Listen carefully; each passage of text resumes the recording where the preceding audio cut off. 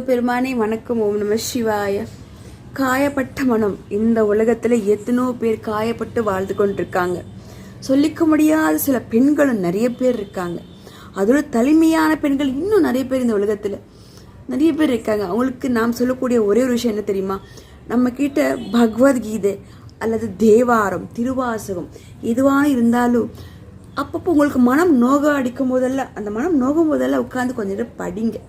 நமக்கு ஒரு தீர்வு கிடைக்கும். இப்போ பாருங்க, நான் என்னுடைய மனம் மாறுது எல்லா நேரமும் நல்லா இருக்கமானா கிடையாது. கண்டிப்பாக காயப்பட்ட மனசுக்கு மருந்தே பகவத்கீதைங்க. நிச்சயமா படிங்க, நமக்கு ஒரு தீர்வு கிடைக்கும்.